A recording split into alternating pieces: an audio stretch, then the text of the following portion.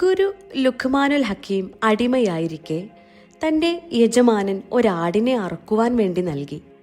ശേഷം കൽപ്പിച്ചു, ഈ ആടിൻ്റെ ഏറ്റവും നല്ല ഭാഗവും ചീത്ത ഭാഗവും വേവിച്ചു കൊണ്ടുവരിക. അദ്ദേഹം ആടിനെ അറുത്ത ശേഷം അതിൻ്റെ നാവെടുത്ത് വേവിച്ച് യജമാനന് നൽകി.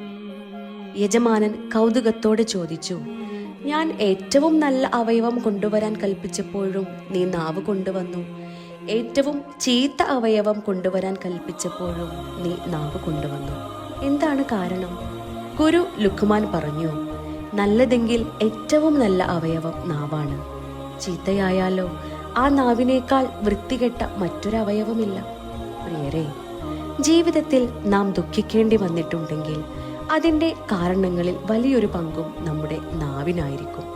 അതുകൊണ്ടാണ് ഖലീഫ ഉമർ റളിയല്ലാഹു അൻഹു പറഞ്ഞത്, ഞാൻ സംസാരിച്ചതിൻ്റെ പേരിൽ പലപ്പോഴും എനിക്ക് ഖേദിക്കേണ്ടി വന്നിട്ടുണ്ട്. എന്നാൽ മിണ്ടാതിരുന്നതിൻ്റെ പേരിൽ എനിക്കൊരിക്കലും ഖേദിക്കേണ്ടി വന്നിട്ടില്ല. ബുദ്ധിമാൻ ചിന്തിച്ചതിന് ശേഷം സംസാരിക്കുന്നു, എന്നാൽ ബുദ്ധിശൂന്യൻ സംസാരിച്ചതിന് ശേഷമേ ചിന്തിക്കുകയുള്ളൂ. വാക്കുകൾ കൊണ്ടുള്ള മുറിവുകൾ ഉണങ്ങാൻ ഒരുപാട് നാളെടുക്കും. നമ്മുടെ നാവുകൊണ്ട് ഒരാളുടെ മനസ്സിൽ മുറിവായാൽ അതിനേക്കാൾ ആഴമുള്ള ഒരു മുറിവ് നമ്മുടെ ഹൃദയത്തിലും സംഭവിക്കുന്നു. ആ മുറിവ് നാം തിരിച്ചറിഞ്ഞെന്ന് വരില്ല.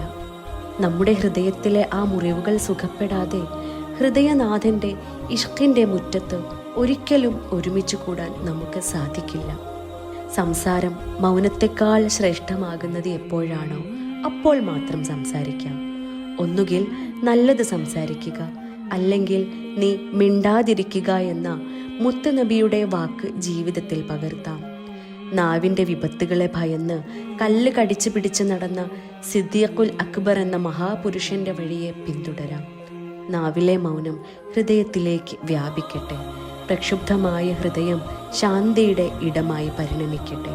അങ്ങനെ ആ ഹൃദയം ഖൽബുൽ സലീം എന്ന ഉന്നതമായ അവസ്ഥയിൽ വിരാജിക്കുമാറാകട്ടെ.